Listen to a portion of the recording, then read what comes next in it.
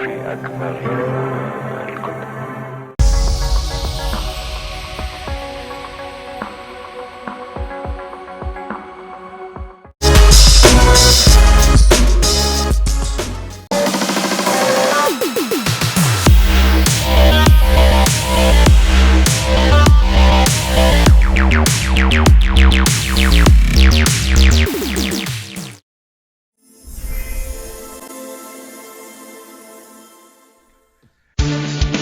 Congratulations, you have found the Lambcast, the official podcast of the large association of movie blogs, also known as the Lamb. The Lamb is the largest collective of online movie blogs and podcasts with 2,000 members and counting. Every week on the Lambcast, various members of the Lamb community get together to talk about our favorite subject, movies. So bookmark the Lamb and follow us on social media. Be sure to join us each week to hear a lively discussion of films and movie-related talk from our members. Join the flock at largeassmovieblogs.com. Dearly beloved, we gather here today in the presence of cinema itself, a cinema that has brought our minds together, weaving their stories into a single film. Today is not just a podcast, but a celebration of editing, acting, music, and photography, of shared dreams, and of the journey that lies ahead. 4 lambs have agreed to wed themselves to today's film for better or worse, richer or poorer, whether the film is sick or uplifting, till the episode runs out. If anyone here has reason to object, well, we'll hear from you later. But first, Amanda Kirkham, do you agree to take this film as today's topic? I do. Rachel Wagner, will you cleave to this movie and no other for the duration of the discussion? I'll do my best. Vern, will thou forsake all other movies for an hour or so and keep fidelity with this film? I would prefer not to. And Howard Casner, in the presence of this company, will you soberly and fittingly give your honest opinions? Oh, yeah, I think you can count on that. Well, I, Richard Kirkham, Shepherd of the Lamb, do give The Bride from director Maggie Gyllenhaal to this company for discussion on episode 804 of the Lambcast. Hello, everybody, and welcome to the newest episode of the Lambcast. As I just said, I'm your host, Richard Kirkham of Kirkham, A Movie a Day. In 1930 Chicago, Frankenstein asked Dr. Euphonius to help create a companion, and they give life to a murdered woman as the bride, sparking romance, police interest, and radical social change. This is a movie that is all over the place, and for better or for worse, we're going to find out how people feel about it. We're going to start with our general thoughts, and then we'll get into some details. We'll keep a spoiler wall up for a while, but ladies and gentlemen, those of you who are listening, be prepared for some early opening of the wedding gifts, because we are going to be talking about all kinds of things here. Starting with our general thoughts, Amanda, I'm going to let you go first because you and I had a difference of opinion about this film.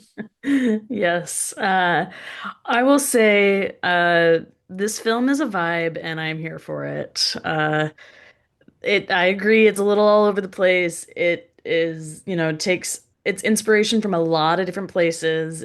Clearly, Frankenstein being one of them, but there's also a little bit of Bonnie and Clyde. There's some callbacks to classic films, and I there are a lot of elements in it that I really, really enjoyed. I love the way the film looks. I like the music.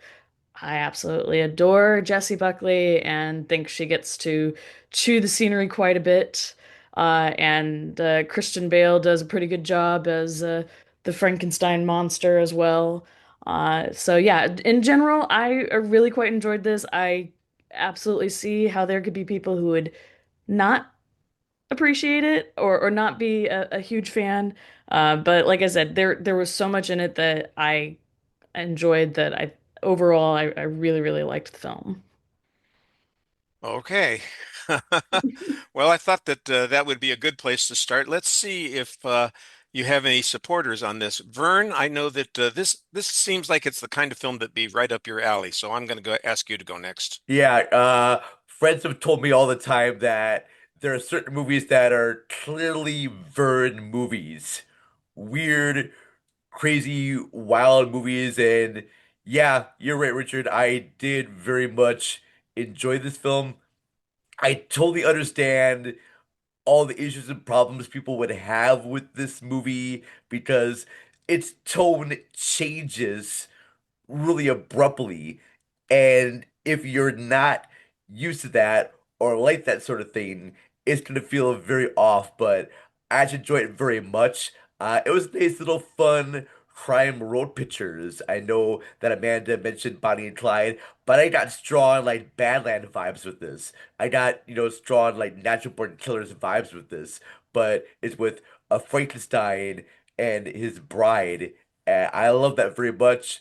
I love the scenes of her getting revenge. My favorite scene is when she's at the movie theaters. Oh, by the way, the movie that they are watching with Jake Gyllenhaal as like this like dancer actor, I want them to make more movies with that guy. All right, come on, Maggie Gyllenhaal, give me more movies with that. I would love that so much. But yeah, they're in a movie theater, and there's a guy who's making movies on this girl who clearly doesn't want anything from him, and the way that she destroys them is just great. Yeah, love the film. I agree with Amanda. This is totally a vibe movie, and if you're not into that vibe, you're not going to enjoy the film. But yeah, I thought it was great. Well, let's find out if Rachel shares your vibe. I mean, it's a movie that I think is a complete and total mess, but I wasn't bored. So it wasn't the worst movie I saw this weekend. Oh, Yeah, There's that. yeah, yeah. That's okay. there's an That's endorsement. a There's strong an statement. endorsement.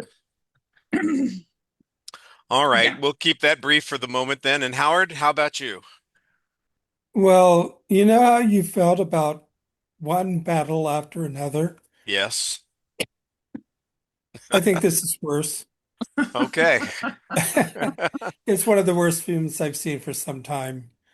Um, I have no idea why it was made. I have no idea what she was trying to do or say with it. She can't keep the tone not so much consistent because it doesn't need to be consistent, but she can't seem to figure out what the tone is supposed to be at different times. Um, I was bored. I was just counting the minutes. I knew that there was something off from the very opening scene, and I said, "Oh God, we're in for a rough ride." The only saving graces are Annette Bening and Jake Gyllenhaal, who are both really, really good and give very good performances. But oh, this was really rough. I went with my brother and sister-in-law, and I apologized profusely to them Well, afterwards. I will agree with you on one thing, Howard. I do not like the whole Mary Shelley being the narrator. I wish the movie didn't open with that and have her constantly go into it. I would have started the movie right away with like Ida and just Yeah. start with her story and Well, remove that was everything about the so. Mary Shelley part. I really didn't understand what they were trying to say with the Mary Shelley part. That was the most confusing Yeah. element. I mean, I guess when I say that I wasn't bored, it just was so weird and made so many strange choices that I was just like, what on earth? But yeah, I I mean, get it. honestly, this is like the most like punk rock movie that like a major studio made. And I said in my review, this almost feels like this is the making of like if people first saw the Rocky Horror Picture Show and they had no idea what that movie was, this is what that movie feels like. I feel Yeah. like in 10 years' time, there are going to be like midnight screenings of this movie, and it's going to be reevaluated to be like this big classic. It does feel like the kind of thing that could become a cult classic in the we'll see, but you're just like, how did this get greenlit? What were they thinking? Like, Oh, I think I know how it got greenlit. Um, this happens. I want to say it happens a lot, uh, but at the same time, I'm not sure I could back it up.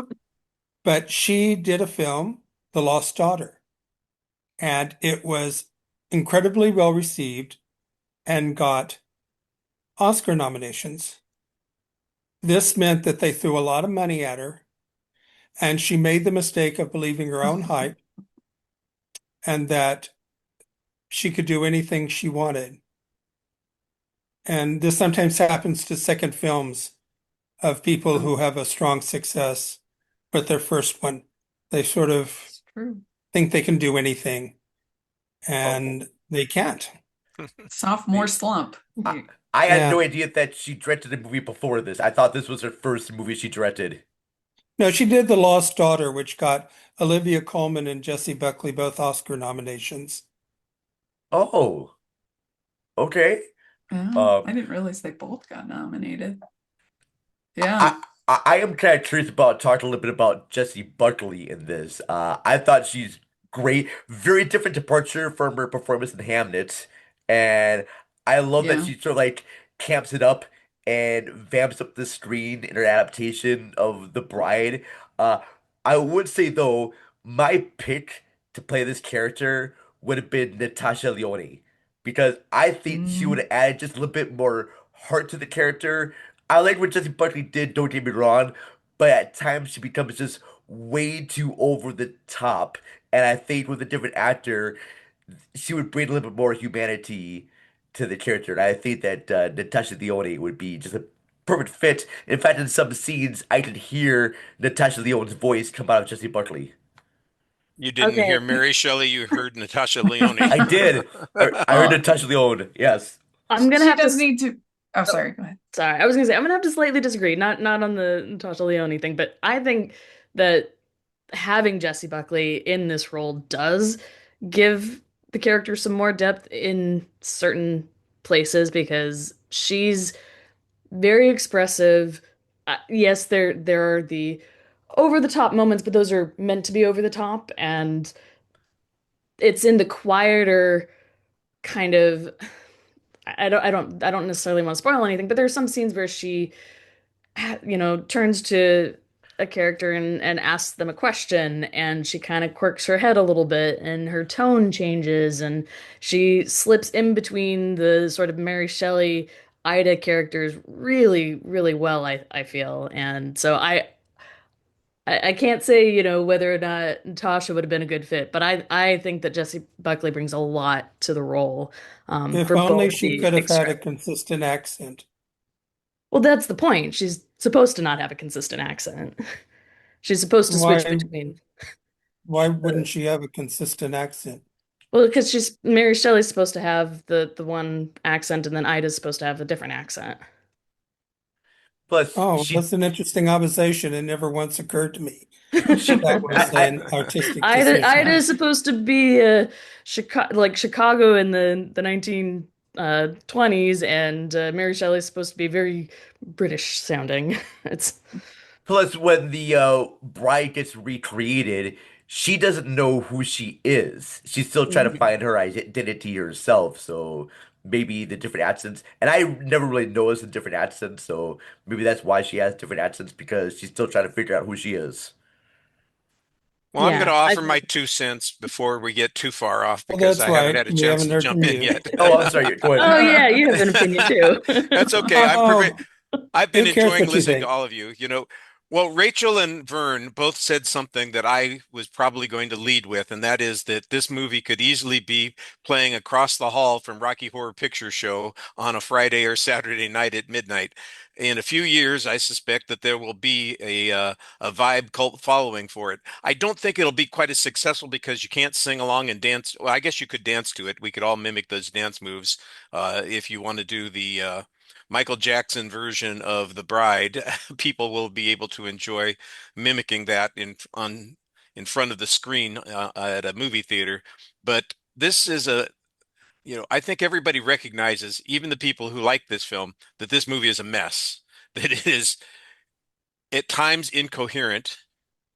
And I've got to say that Mary Shelley narration combined with the possession of Ida with Mary Shelley reminded me way too much of The Lighthouse, which is a film that I loathed because everybody is trying to speak in tongues over, you know, in this particular case, over her own voice.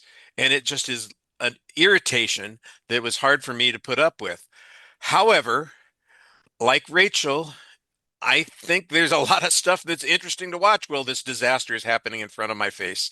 I enjoyed seeing some things. The visualization of the Frankenstein monster sitting in a movie theater watching a 1930s musical with a Fred Astaire-like character on the screen and falling in love with that character. I loved that. I thought that was really fun and interesting. And we get a later scene where they actually encounter the actor himself. We'll talk about that when we get to it. But those were my favorite parts of the film when when we are absorbed in telling a movie about somebody who loves movies, and that's kind of what this film is doing. This is a film that makes reference to lots of different film elements. I mean, obviously the Frankenstein legend and the Bride of Frankenstein are part of this, but you've mentioned we had touches of Bonnie and Clyde. I saw Natural Born Killers in this movie. There's a Metropolis moments. Young Ida, Frankenstein. yeah, Young Frankenstein. We're putting on the Ritz. We've got a character named Ida and a character named Lupino, and I'm just going, okay, clearly Maggie Gyllenhaal is, got a feminist statement about filmmaking that's going on here, and somebody gave her way too much money to do it, and Yeah, to it's sound like a cinema snob, which I am. It's like she was trying to do Jean-Luc Godard and Quentin Tarantino without having Oh, the remotest idea why those two directors work. yeah, and it just like I said, I enjoyed seeing things in the movie, and I said to Amanda, I said, I don't think it's a good movie, but I did enjoy quite a bit of it. So there, I got my yeah. general thoughts in. Sorry. I Hey, just felt like if I didn't jump in, we would be on to other Yeah. topics and I wouldn't get a chance to chime in. So we generally know how each of us feels about this particular movie. Let's see if we can talk about some of the things that happened in the film that you thought were interesting. I know both Amanda and Vern have started with Jessie Buckley's performance, and so let's talk about the performances next. And since Jessie Buckley's been brought up, I wanted to know if Howard or Rachel had any additional thoughts on her before we get to other actors in the film. I I've been a big fan of Jessie Buckley since Wild Rose. I absolutely love that movie, and so she has always giving it her all. But I do think she needs to be more careful about her horror choices because between this and Men, I don't know, man, it's not going well. But I mean, I she goes for it. So I don't think she understood the material any more than Maggie Gyllenhaal did, and there's nothing she can do. I mean, she's yeah. over-directed. The whole movie is over-directed, but her performance is over-directed, and yeah, I just I don't get it. It's just way over stylized, and I appreciate that. She's got to follow through. If once they've created a look for the bride, then we have to have a performance that reflects that look. And the hair, the stained face, the black tongue, the costuming, all demands that we have a performance that fits in with this monstrosity of a character that we visualize. So we have to have the same kind of thing in the character. And I thought that she reflected that pretty well, although I don't think, those would have been my choices, but I'm not the filmmaker. I'm just the observer reporting on my feelings about it. I do kind of wish they had given Christian Bale like a true musical moment as like a diehard Newsies fangirl. I would have loved to have seen him. oh, sure. You know, Well, he was actually in a way, and it was the best moment in the film for me, and that was the dance number when they the meet putting on the Ritz. Yeah. with the Jake Gyllenhaal thing. It could have maybe been a bit more, but that was one of the highlights Well, of the since movie for me. since we, since we've stepped into the Christian Bale discussion, I'm going to mention the thing that you guys mentioned your favorite scenes in the film, and I told you I like the movie scenes where he's watching the theater screen and kind of responding to that. There is a sequence at the beginning of the movie where I really thought the tone of this film was going to be very different and something that I could get into, where the Frankenstein's monster, who ends up being called Frank, which I'm not exactly sure is the cleverest way of doing this, except that it's, maybe deliberately oversimplifying what's going on here. That's a choice that somebody makes. But when he's talking to Dr. Euphonius about his loneliness, I thought this is it. This is the theme of this movie. That's what we got in The Bride of Frankenstein. But The Bride of Frankenstein kind of diverted off into all the things about Dr. Polydorus and the weird things that he was doing instead of focusing on the monster and his loneliness and isolation. And that to me seemed like that's where this was going to go. But once the bride enters into the situation, it's as if that isn't part of the story anymore, and there's barely any attempt to show him bonding with her, except that they do. There's not, at times it seems like she is hesitant to commit to him, but at other times it feels like, oh, she says, it's like she was made for him. And I think that's an interesting idea, and there are themes there that could be explored. But Christian Bale's sincerity in that first section kind of disappears in the rest of the section, and he becomes kind of a laughing caricature for 80% of the film after that. Well, I think it's clear that he really does care about the bride, especially at the scenes in the beginning of the movie at the party when she gets accosted by those two gentlemen and he We attacks don't call them gentlemen, we call them rapists. rapists. Yes, sorry. All right. Yeah, those assholes. All right. And she kills them and he decides to he says to her, "Look, go away. I don't want you to get you in trouble. I'm gonna go." And it's at that moment where she actually starts to love and care for him because yeah, you're right at the start. She is, very hesitant about being with this other person. Plus, she doesn't even think that she's dead yet at this time. So it's not till later on when she does discover that she's dead. But at that moment, after he does kill those rapists, and she goes with them, I think that's where she shows some love for him. Well, before we dismiss Christian Bale to the ash pile of this movie, there are other performers in the film that showed up that I think were of varying degrees of success. So I want to give you guys a chance to pick out the ones that you liked and talk about them. Oh, I did like the whole detective story with the Penelope Cruz and Peter Sarsgaard. I could watch them in their whole movie by themselves. I thought that was great, where she's the detective in training and she ends up running the whole case and she's more smarter than the Peter Sarsgaard character. I just thought they were great.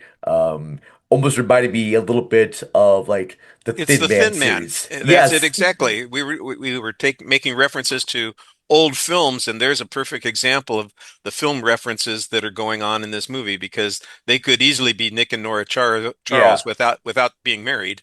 Yeah. Or the alcohol. No, Rachel. I thought that the energy went out of the picture every time it went to the detectives. I What? don't know. Oh, I thought they Yeah, were. I did. I mean, I thought that Peter Sarsgaard, he's never looked hotter in a movie. He was really attractive. But aside from that, I really thought that the movie would have been better if it had embraced that being a musical more. But I mean, genuinely, that's usually my thoughts on things. I love musicals. But I don't know. Yeah, I disagree on the detectives. I thought it really slowed everything down when it went to the detectives. Ah, all And right. it also wasn't true to the period. I mean, I could accept the detectives in a Godard film where Yeah, realism that's true. isn't real. But when he gives her the badge and says, "You're in charge now," I'm going, "Are you kidding?" Women weren't even allowed on the force until 1 or 2 years after this, and they were only traffic people and things like that. And I'm going, this is not how someone becomes a detective. Now, in a Goddard film, I'd say fine, but in this film, I'm going, Well, really? But there's Howard, clearly it's no it's realism in this to it's begin a with. fantasy movie. They resurrect someone from the dead, all right? Well, that's fine, but then you start applying that to things like, well, I'll just make you lead detective, and I'm going, I'd like to see her try to get her first paycheck. Uh, But in this world, that can happen. That's why you can have a scene where these Frankenstein and the bride can have a dance sequence and then have a big shootout at the same time.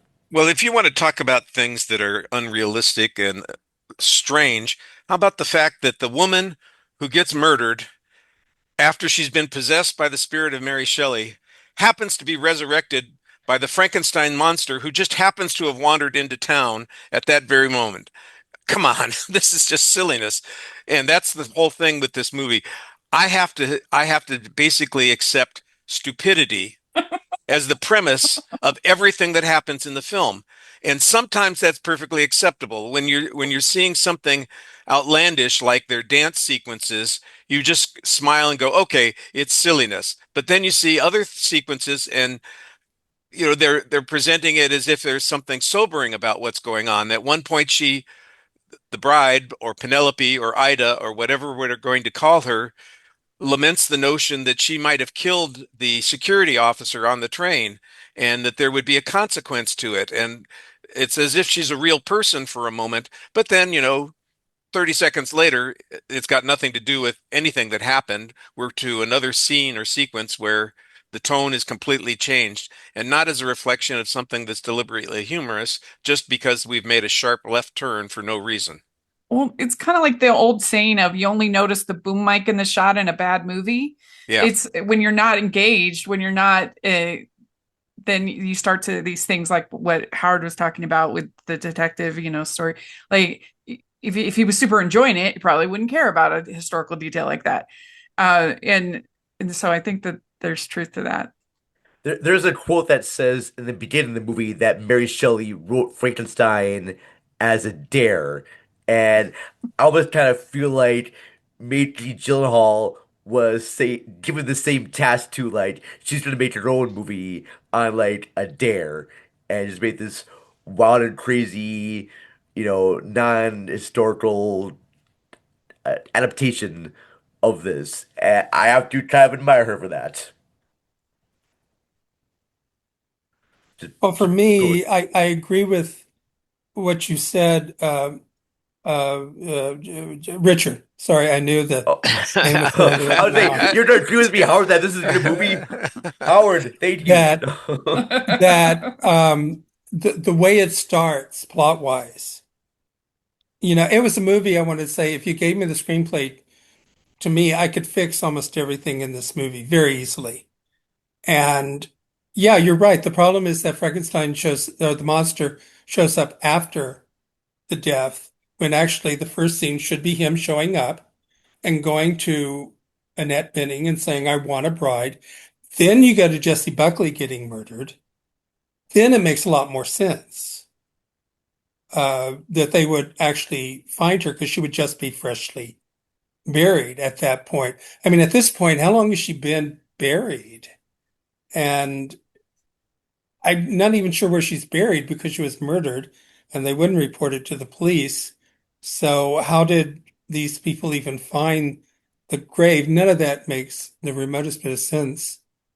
The other part that I thought was funny is when she's acting all weird, when she gets possessed and her boyfriend or whoever says she's possessed. I'm going, why would you think that she was possessed? I mean, I don't know. The whole thing was just meh. Yeah.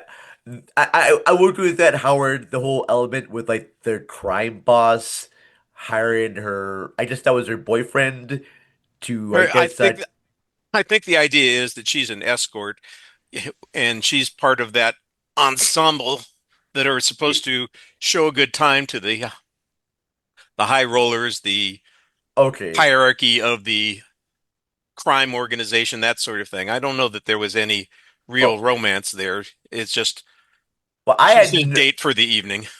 honestly, I had no idea about the element of her until the end of the movie, so I kind of thought that was supposed to be her, you know, boyfriend guy she was dating at the beginning Yeah, of the movie there. I think Uh, the whole crime boss thing yeah. feels like it's added in first so they can justify some of the feminism revenge stuff that comes later in the film, because otherwise they don't have a reason for that. And And it's that's the other place where I would have changed the plot. When she comes back and gets with Frank, they go on this weird road trip. And I'm going, no, what you would do is you would start taking out all of those people that killed you. And that should be Oh, the plot. But no, oh, instead they go off on this weird tangent that they're I have they're no, following oh. what's his name's movies, Ronnie, whatever his real lip. I can't Well, remember what the Ronnie character's name. Reed. Ronnie, that yeah, changes. That there's changes because at first they're just going to cities that have his movies with them. Then suddenly that's dropped, and he's only going to places where his movies took place. And I'm going, make up your mind. yeah, no, I think that's it's kind of a weird thing. And if you want to talk about weird, Howard, and stuff that's not going to happen, knowing where those things happen well before the internet existed is Yeah, preposterous. It's like yeah, you they're would going to not go to Niagara Falls next. How would you? I mean, you would not know what was playing in a theater in another city unless you had the newspaper for that particular city the day it came out. Otherwise, it would be nearly impossible for you to find those movies, much less to know where something was filmed. And by the way, in the 1930s, everything was filmed in Hollywood. They were not filmed on location. So it's Well, kind of silly to be making this trip, to places. Maybe they're supposed to be places that are depicted in the film. Yeah, that's what it is. It's supposed to be yeah. places that the films take place in. So not necessarily where they were filmed, but the movie happened at this location, so he's going to this location. Like the movie was set in Which this is odd because it's hard to imagine some of those locations being the setting for a Fred Astaire movie. So, except for Niagara Yeah. Falls, that is one place where it's possible a Fred Astaire movie would take place in New York. But some of those locations, I'm going, why would they ever make a movie about this place? Well, we've got two other actors that we haven't talked much about. We talked about Peter Sarsgaard a bit, but his partner is Penelope Cruz, and I think she gets by on her kind of sultry looks and her voice here. There's not really much performance in the film. She's a good actress, but I didn't see that there was anything particularly striking about this character or this role, even though at the end it's supposed to be a little bit more important. Uh, did anybody else have the same kind of reaction? I think that there's another performance here that stands out a lot more effectively, and Howard's already mentioned it, and that's Annette Bening. oh, Yeah, I she I, was fun. I I thought like she was Penelope totally Cruz. miscast, especially to have someone of Spanish background, not even Hispanic. Penelope Cruz is from Spain. I mean, it just again doesn't make any sense. None of it makes the remotest the remotest piece of sense, Well, she's supposed to be the secretary, but she wants to be a detective, and she's a much better detective than the Peter Sarsgaard character is. And which is totally but, irrelevant to 1934. well, But why is that to be irrelevant in this fantasy movie about resurrected life? fantasy is an excuse to shuck all realism. You can do a certain amount especially if it revolves around the fantasy. But with things like how the Penelope Cruz character goes is made fantasy, then for me it just doesn't work. The other things, yeah, they're part of the fantasy, but her role isn't. She's a very realistic character and a very realistic aspect of the plot. And just to say, well, I can do anything I want just because it's a fantasy, I'm going, no, that's really not how Oh, fantasies work. so I can't have a cartoon cat with a trench coat show up in this movie and help out I have a what?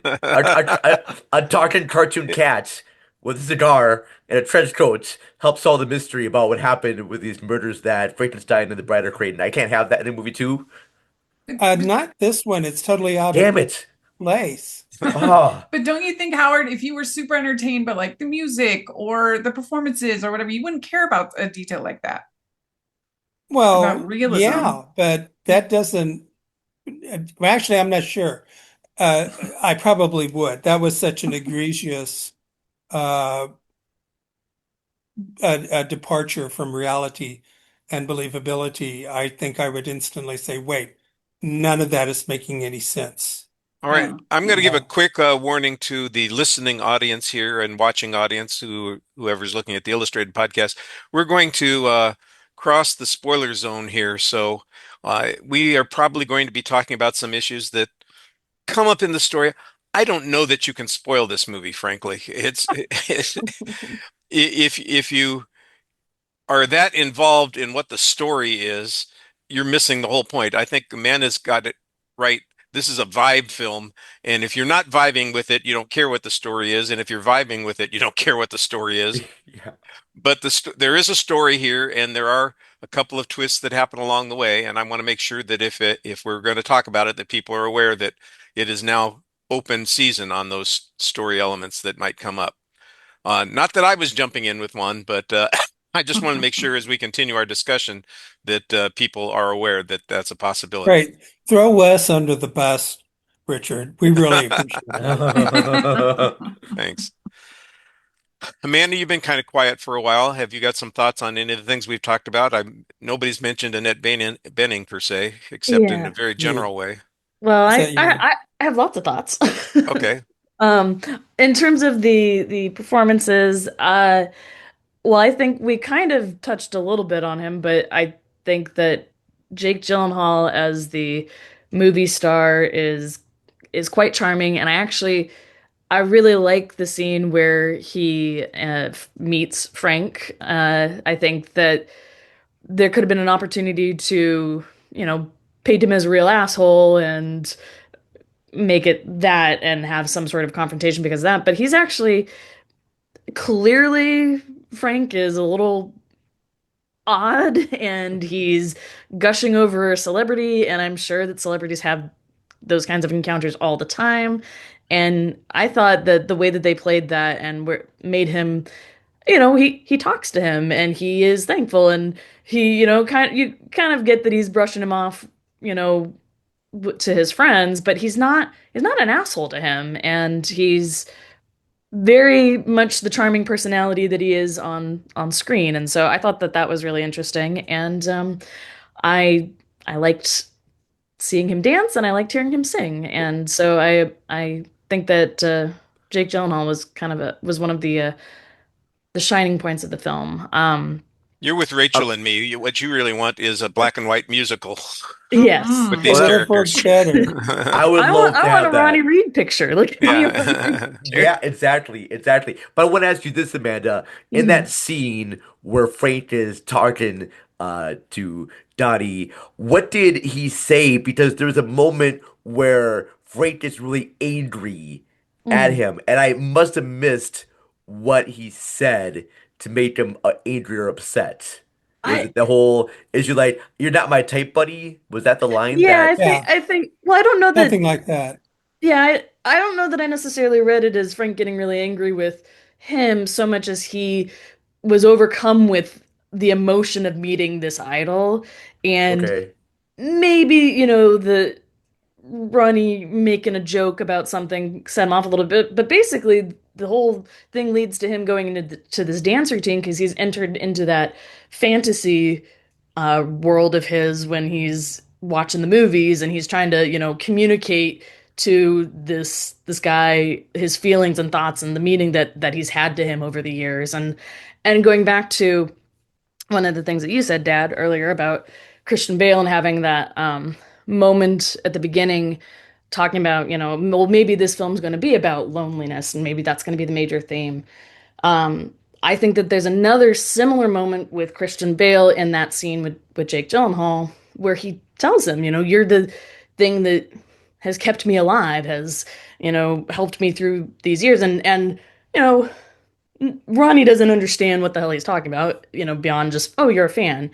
But again, I think having, being a part of a lot of different fandoms and seeing a lot of fans kind of interact with their idols that way, like it's to me that scene felt very true to how an actual fan encounter with a celebrity would happen. And like I said, playing it so that the Jake Gyllenhaal character is not an asshole, and Frank is clearly like Oh. he's weird, he's odd, he's also like he's a fan, and he's fangirling, or Oh, fanboying. I think we all have had those moments before. I know I've had my fanboy moment when I met Leah Thompson because I had a crush on her from like Back to the Future and Howard the Duck, and so yeah, I was like stuttering my words and trying to say, Mhm. "Hey, I like your movies very much," even the ones that people don't like, and just my words start stumbling out of there. Yeah. Yeah. Oh yeah, no, I definitely when I was watching it, I had flashbacks to The first time I ever went to Comic-Con and I heard people asking questions at a panel, and you get the secondhand embarrassment because you know they're just a little awkward and they're asking a slightly awkward question. Like that was how I felt watching Frank interact with Ronnie, and I was like, so to me, that's why I think it rang so true. He's like doing the Chris Farley show. Yeah.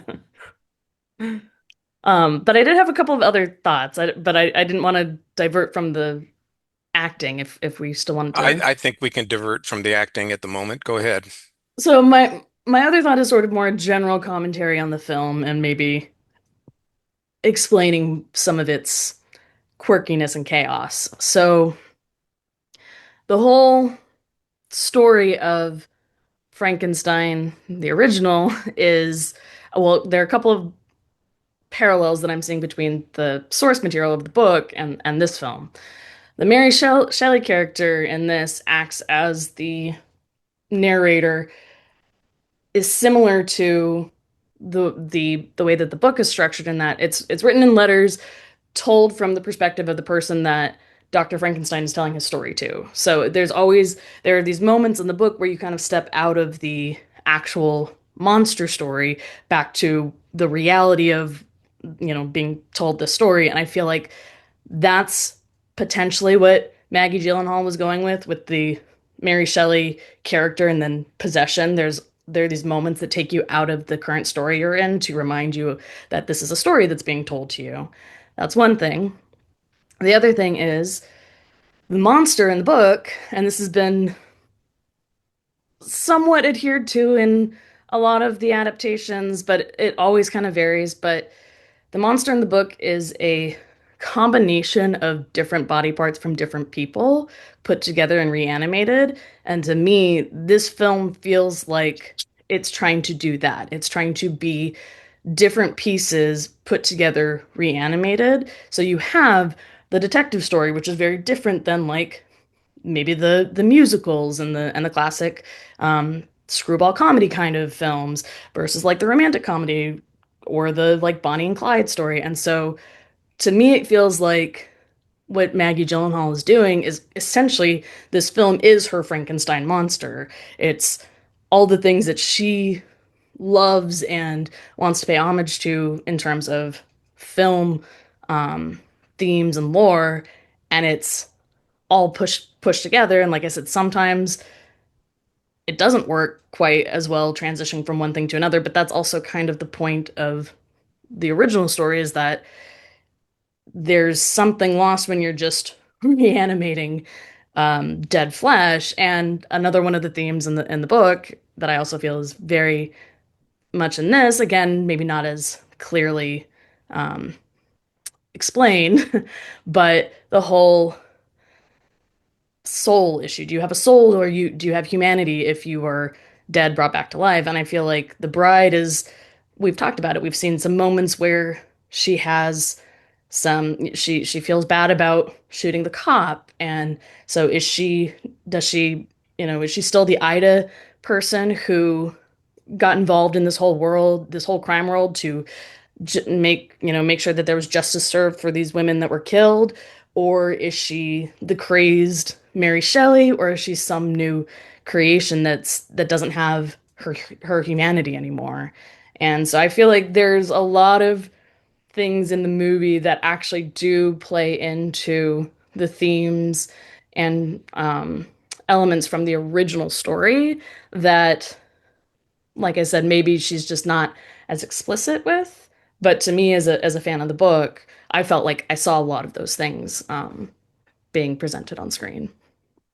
I am curious because I am not literate at all. In fact, I just picked up the audiobook of Frankenstein, which I will listen to later. But is there a book of The Bride of Frankenstein, or is that just a sequel to the movie? Or was there actually a book, The Bride of Frankenstein? No, it's a Yeah. sequel to the movie. Oh, okay, okay. Yeah, but there is a moment in the book Frankenstein where he does present the idea of creating a mate, and that's sort of where the idea comes from. Oh, okay. Yeah. Well, I like the idea that you have here that this is Maggie Gyllenhaal's Frankenstein's monster, where she's just assembled pieces of other ideas and movies that she has and put them together to make something that is her own creation, whether or not it's animated enough to say, call it uh, successful is part of the question that we're talking about here. And I do Well, think that's that there, why. go ahead. That's why I said that she was trying to do Jean-Luc Godard and Tarantino and didn't quite know and didn't understand what makes them work because this is what those two filmmakers do all the time and do very, very successfully. They just pin together things from other movies in the past. It's called postmodernism because they're very conscious of doing it. They're purposely doing it. She tried to do it and she just, for me, as I say, couldn't pull it off. Well, are there themes in the movie that you think are worth discussing, or are we just going to leave it at the technique and the production and the acting? I like the whole female vengeance angle that happened, especially when she found other people to mimic that look. And I gotta say, that bride's makeup, that's gonna be a big cosplay thing for years to come. All right. And the fact she found these other women to do these like gains. In fact, I kind of wish the movie would have focused more on those gains, and I got almost kind of a strong like Joker vibes where all these other Oh yeah. women are copying the look of like Joker from that Todd Phillips movie, and now they're gonna like see her as being like this leader. And even at the end of the movie, where they had the Gain boss, and I think they're gonna cut out his tongue, and they're making him look like the bride, and the way that they're getting back at all the patriarchy of men. This film could be a fun follow-up to Barbie in a way. I did see a lot of reviews on Letterboxd that said it was Frankenstein folie à deux. So I think Yes. a lot of Oh. people are drawing that Joker comparison. Oh, I was more compared to the first Joker, but yeah, the second one makes more sense too because of all the musical aspects that Mhm. happen in Joker Folly 2, which is a better movie than Joker. Well, I don't think either Joker or this particular movie does a very good job of connecting the movement to the events and to the character in the story. Yeah. But if I was comparing the two, at least Joker had some sense that there was something going on there. They had attempted it throughout the movie. This one, there's one sequence where they shove it in the middle of the film to let us know that it's going on, and then we don't hear anything else about it until the end of the movie. And I'm going, this just is, created as a justification for this last revenge sequence. And if that's what they wanted to do, they needed to pay more attention to this in the story, at least if they want it to be taken seriously. As it is, it's like I said, it just seems like it's a random conversation piece. But a conversation piece that's enjoyable to witness, right? Well, Well, No. for some people, I, apparently not for others. I'm glad that the gangland boss, who is depicted as a complete a-hole for no particular reason, and who has this fetish about collecting the tongues of the women that he's had murdered for no particular reason, gets his comeuppance in the way that it happens. But what that's got to do with our main characters is beyond me. It's like I said, it's a justification to create this revenge theme, which we barely have any idea exists until it's forced into the story. Yeah, I will say the whole gangster element, that is one section I would remove to trim the running time down a little bit. Because, yeah, like Rachel was saying, did enjoy my time watching this, but there are some moments where that does kind of slow the movie down. She was talking about the Pierce Skarsgård, Penelope Cruz. Mine was the whole gangster and having that other guy track her down. I thought that element didn't really add anything to the movie. Mm. He You know, also the seemed to know where where Frank and the bride are going. I don't know how he found out they were going to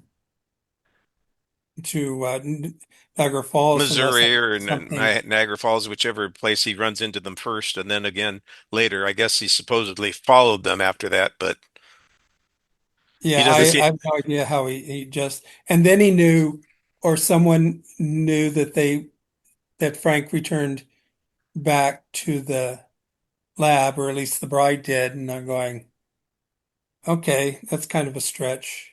Howard, this is all about you. You are way too smart for this movie. This is not a movie about logic. You gotta throw all that stuff out the window. All right, just like No, no, take a that's shot.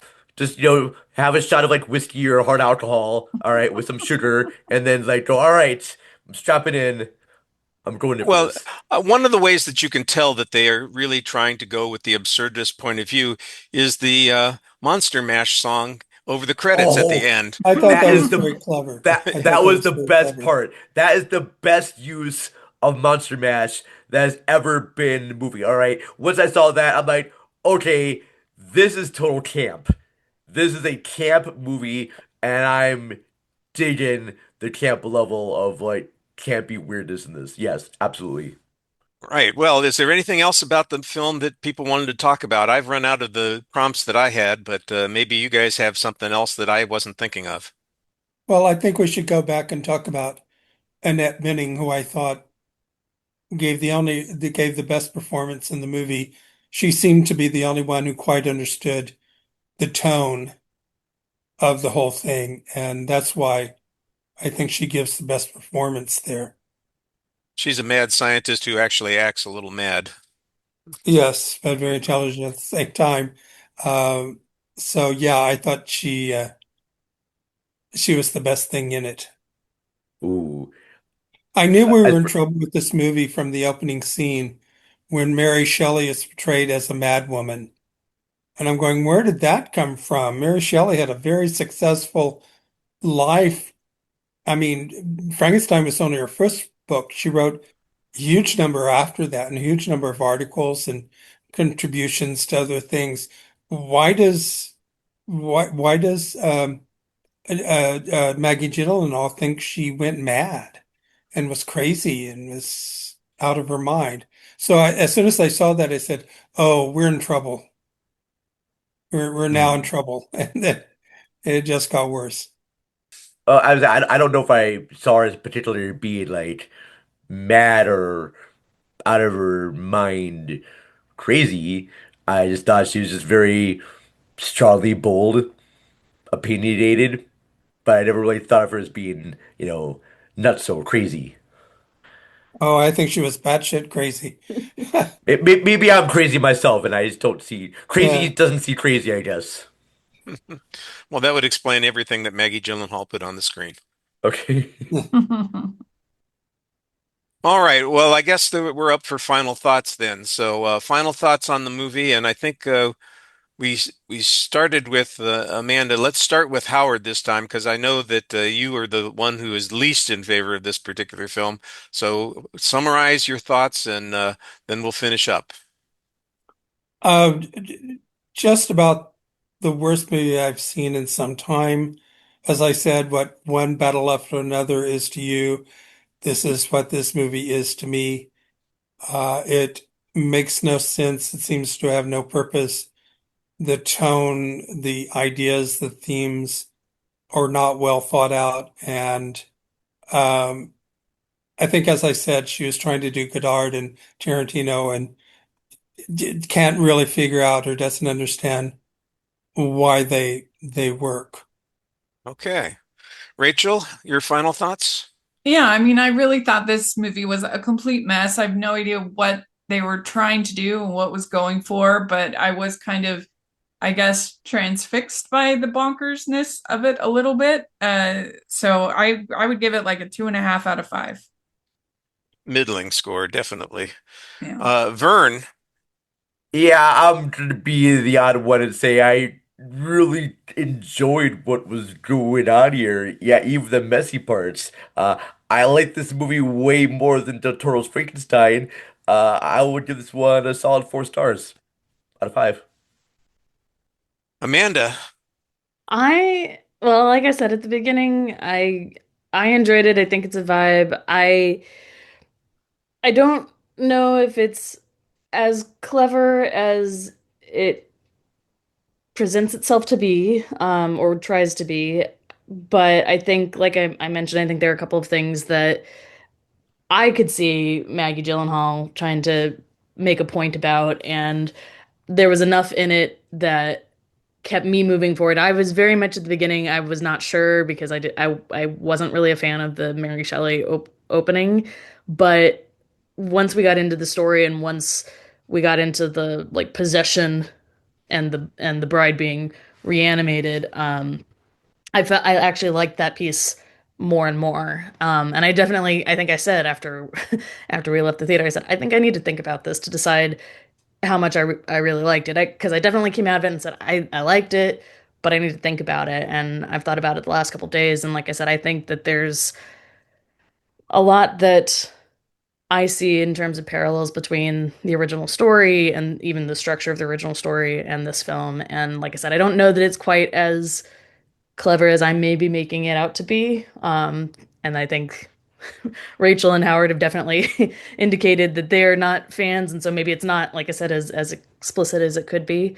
But I enjoyed it. I think if you saw the trailers and you liked what you saw in the trailers, and in terms of the, like I said, the vibe, you'll probably enjoy this, just as long as you know going in that it's a little bit of a mess. Well, yeah, there's a quote at the beginning when Mary Shelley is speaking from the grave. She says, "If Frankenstein frightened you, my next story will make you stand up and yell help." That's kind of where I am. I think this story Help, get me out of here. Help, help. makes me yell help. Look, I kind of appreciate what she's trying to do. Maggie Gyllenhaal is responsible for this movie. She's got to take full agency on this one because she wrote it and directed it. I just don't know what she's trying to say. I don't know that she knows how to say it. And I just think that there's a lot of stuff in here that's fun and interesting, but it is, like I said, you would need to enjoy this as a vibe. If I think people who are high and can't get into Rocky Horror will enjoy going to see this down the road. But make sure that you eat those gummies or brownies or smoke whatever it is that you need to enjoy it, because you really have to buy into the absurdist nature of the film to get out of it what they want you to take out of it. And I couldn't do that completely. Like I said, I like the closest it came to getting me hooked was when they used that song to go into the credits. And I go, okay, I get what they're doing here, but boy, I wish it had been clearer earlier, and I wish it had been consistent throughout the movie. It's also kind of refreshing to have like a studio as big as Warner Brothers take kind of a chance on movies like this. And I want there to be kind of like more movies with like wild ideas like this out in theaters than like the normal sort of superhero stuff that we I'm get. I don't. I'm all for creativity. I think you need to do it on a better budget. I don't really want to talk about the money stuff, but my God, they spent a lot of money making this, and they're not going to make any of it back. And there's This a this reason Warner Brothers is for sale. this would have been probably better put out as like an independent movie, like as might have like Repo Generic Opera. Like if this was released like independently by a small studio, it would get more of that cult status Yeah. back. It's a period piece, which automatically makes it more expensive. They Yeah. do a good job making it look like the 1930s, but you've got big stars in the movie, and even if they're doing it for scale, it's going to cost you, and Well, and they actually it's a big filmed swing. in parts of New York too. I saw that in the credits. And I went, "Oh, okay." So they did spend a lot of money on this because they're filming in some of the locations that they're at. That's a They good chunk of your spent bucket they there. spent 80 to 90 million on it. The Warner Brothers wanted her to film in New Jersey, and she said no. We have to film in New York. So yeah, you spend 80 to 90 million, and so far you've only got 5.3 million back. That doesn't bode well. Yeah. Yeah, it's for me, the movie's a swing and a miss. All right, we're going to take a quick break here to hear from a fellow Lamb Podcasting Network show, and we'll be back with our exit question of the week in just a minute. Do you love all things rom-com, holiday, and Hallmark? If so, we have the podcast for you, the Hallmarkies Podcast. We aim to be your destination for previews and recaps of every romantic comedy and holiday film that's released in cinemas, on streaming, and on channels like Hallmark. We also cover all the Hallmark TV shows like When Calls the Heart and The Way Home, Still not enough? We have recapped every episode of Heartland, Sex and the City, All Creatures Great and Small, and more. We also have weekly ranking episodes and interviews with all your favorite stars. You can listen to Hallmarkies podcast wherever you download your podcasts or watch on video on YouTube. Come join the Hallmarkies family today. We know you will love it.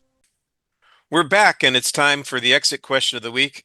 Listen, Frankenstein and Frankenstein's monster have been the most ubiquitous character arc that you've seen in movies for the last 100 years.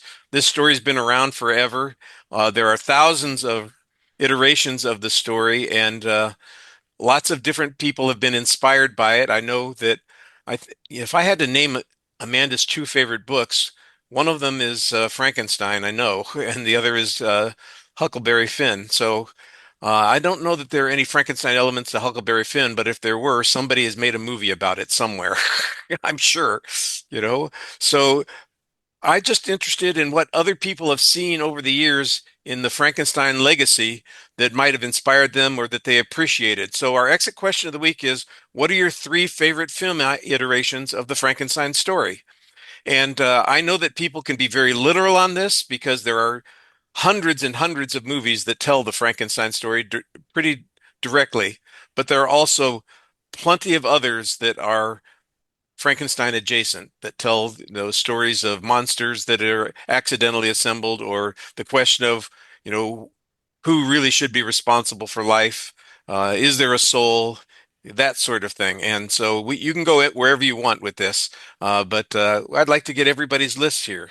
So, Howard, we're going to start with you. Have you got three films that you can mention that are Frankenstein related that you would say are your favorites?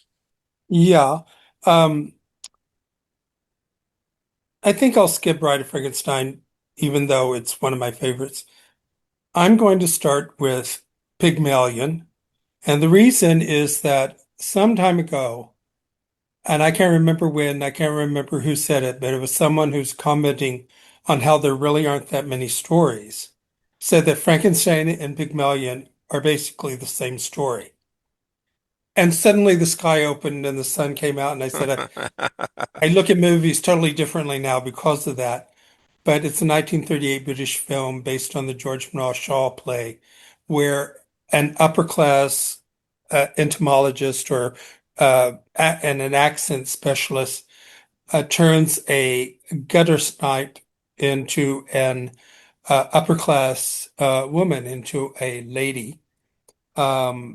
So that is, I was going to say anything else about that. So it even has it's a live part where Pygmalion or Lice Doolittle says the rain in Spain falls mainly on the plain, where suddenly she gets it. She's got it. Poor Things, recently, the Yorgos Lanthimos film about a young woman whose body is brought back to life via a brain transplant. It was one of my favorite movies of the year. And I think I'll add this. It might not be my favorite, but I think it's underrated. And that is Son of Frankenstein from 1939, in which the son of Baron von Frankenstein returns to his home and takes over his father's legacy of trying to create life. I think the reason why I like it is because you need to see it in context of the times. It's 1939. Germany is trying to create the perfect soldier, the perfect human being. And so the son of Frankenstein comes back to his Bavarian or wherever his Germanic-like background is, in a very Teutonic architectural piece of a home, and tries to create a super soldier, a perfect person. And so I think it's underrated. I think it needs to have more attention. Yeah, I love Son of Frankenstein, and I'm sure that Young Frankenstein's going to come up as part of the conversation. And when people Yeah. have the reference to the inspector there, that is all straight from Son of Frankenstein. Yes. Yeah, Uh, I did a podcast with Frankenstein, Bride of Frankenstein, Son of Frankenstein, along with Jurassic Park. And the person had never seen Son of Frankenstein. He says, "Oh, now I know where they got that part in Young Frankenstein Yeah. from." Uh, Rachel, how about you next? What are your three? Well, well, I would start with Young Frankenstein. I do think it is one of the funniest movies ever made. There's particularly the scene where the blind man is serving soup. That Oh, that makes me die laughing. classic. That scene is very funny. So definitely worth. And Madeline Kahn is hilarious in that movie. So definitely worth checking out. Maybe a little bit of an outside the box pick is Arsenic and Old Lace. In that Poor Boris Karloff. yeah, in that movie you have a character who has literally had his face transplanted to look like Boris Karloff, and he has this sort of mad scientist friend named Dr. Einstein who is there, and he comes to kind of wreak havoc on his relatives. He doesn't know that his sweet aunts are actual serial killers. Either just Cary Grant. It's a dark comedy, very funny, very good. And then the last one that I would pick is Frankenweenie. I think it's very underrated as far as an animated film from the last, 20, 25 years or whatever. I think that it actually has big heart and soul. You feel for the little boy and losing his dog, and it has great visual style. The stop motion is really wonderful, and so I really enjoy it. And of course it's based on the short that Tim Burton also did, live action short, which is also a lot of fun, Frankenweenie from the 80s. So those are the three I would offer up. Nice. Well, you're going to hear a couple of those again, definitely, and I some of the same reasons that you presented here. I like that. Um, let's see, Vern. Well, Howard took my Poor Things because that was a great pick, Howard. I like that adaptation very well. My other ones, I'm gonna pick of Frankenstein creation. I'm gonna do Ex Machina. Yeah, Domhnall Gleeson, Oscar Isaac, create a robot cyborg played by Alicia Vikander, and the way that things get changed in the story where she becomes much more aware is really good. Next one I'm gonna do is Edward Scissorhands, another Tim Burton Mhm. classic. Johnny Depp as the creature that gets created in the lab um, by why can I remember his guy's name? Vincent Price. Vincent Price, Vincent thank you. Oh Price. my gosh, I'm an idiot I am. Great pastel colors. Johnny Depp, Winona Ryder are excellent in that. And then my third one, it's Weird Science. Tyler Brock, Anthony Michael Hall, and the other guy, two nerds create a woman using their computer, and she becomes like the super genie. Love it. In fact, over on was a Roku TV, they actually have the TV series of Weird Science, the whole seasons of Weird Science TV show, and it's just been a blast rewatching that show. Well, I like all those choices. I think Edward Scissorhands, by the way, when I jumped in with Vincent Price, I felt very good that I could do that because 90% of the time when I can't recall, when somebody on this show can't recall somebody, it's me.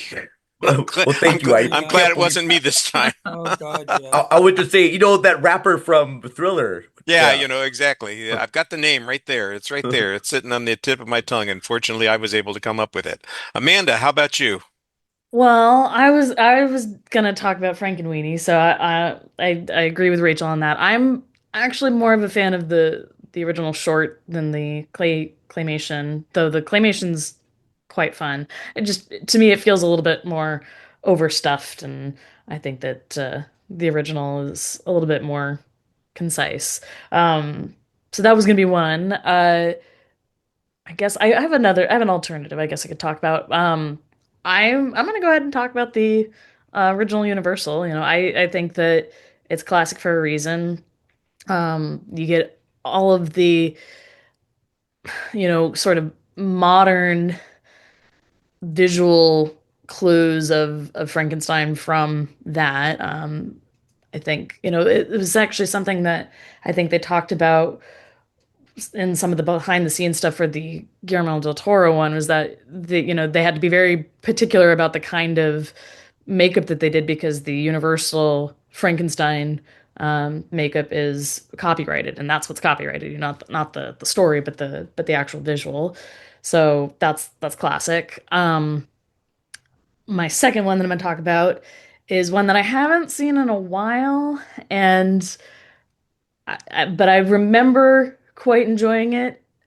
The Man with Two Brains, with Steve Martin.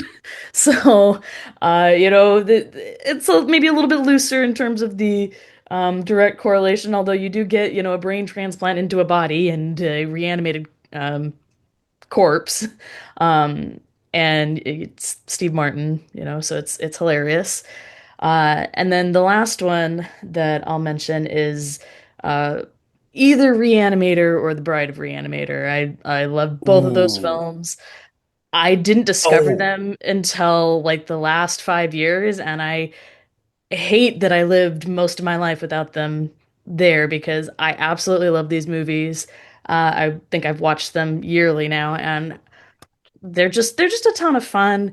And I like that they Oh. play with the whole different different body parts being reanimated, body parts being, connected to other things being reanimated. The cat Oh. is I, is hilarious. Amanda, thank you so much. Tonight I changed with my listener. I'm removing Edward Scissorhands for Frankenhooker. Can't believe I didn't think about Frankenhooker. That movie's a classic. God. Oh, and Reanimator's a classic too. That's a great pick, Amanda. Yeah. Thank you. So yeah, so those are my three. Well, I'll say great minds think alike because I had originally had Reanimator on my list as well. But I've also had Young Frankenstein and Bride of Frankenstein and Frankenweenie. Frankenweenie, frankly, is maybe it could be my favorite iteration of the story. I'm a sucker for a dog story, and I just love the way that movie looks and the tone that it takes.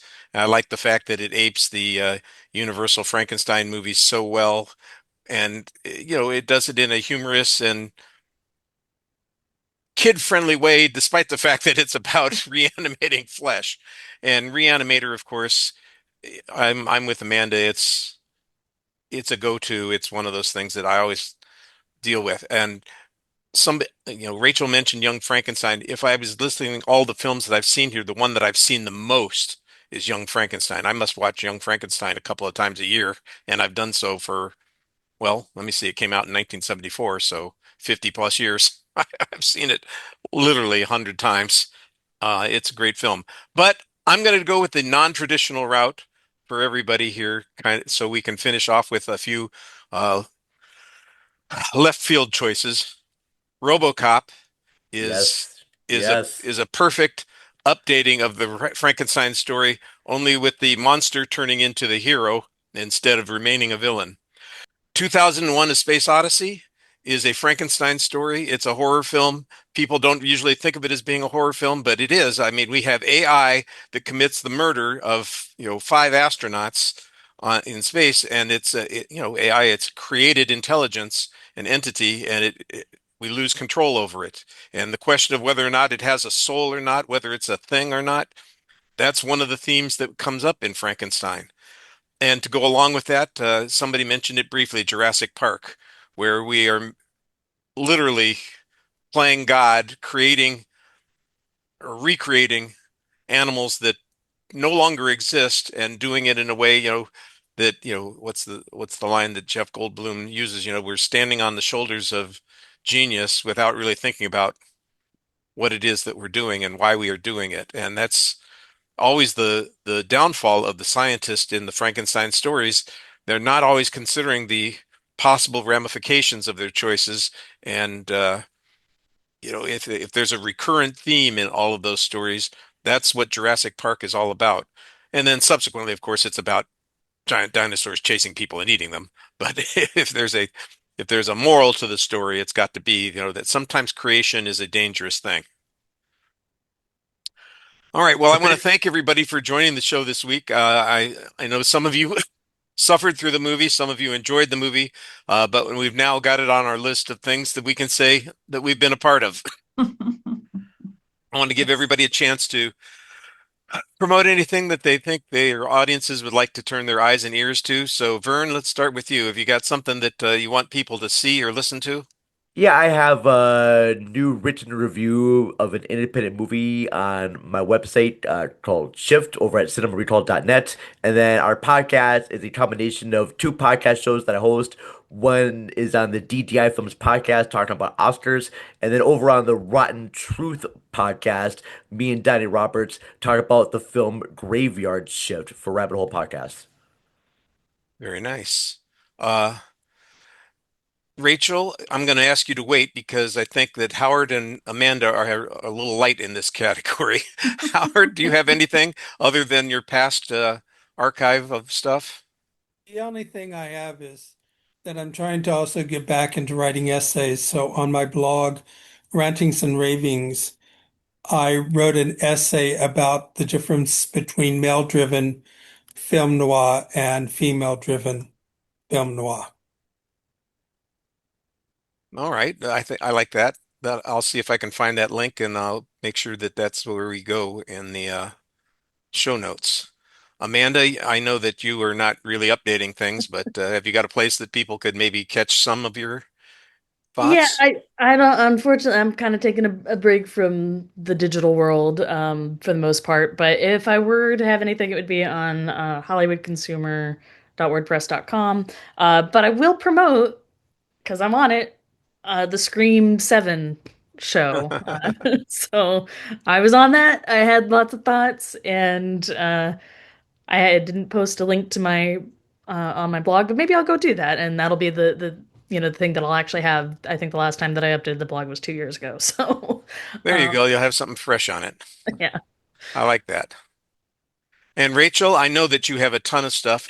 Yeah, I'm very busy. Yes, you are.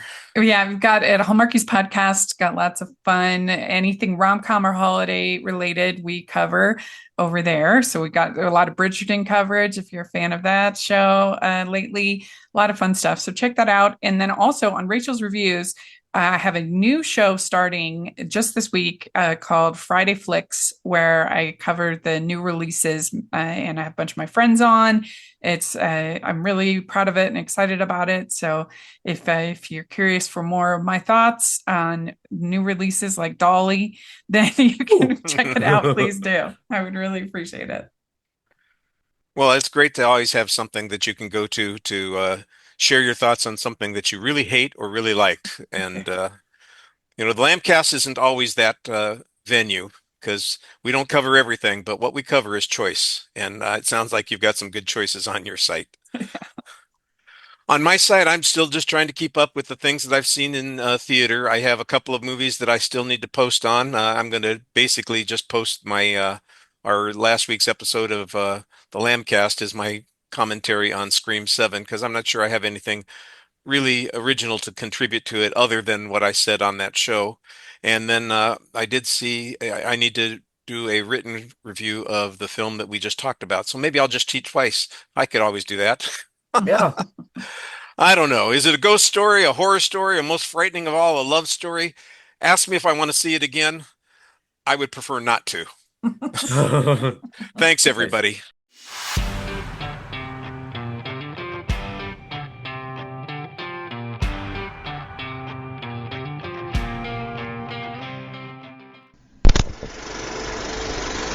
You've been listening to the Lambcast. If you have an idea for a show or would like to join us on the Lambcast, contact us at largeassmovieblogs.com. Find us on Facebook, just search for Lambcast, or on X, formerly Twitter, at Lambcast. And you can find us on YouTube as well.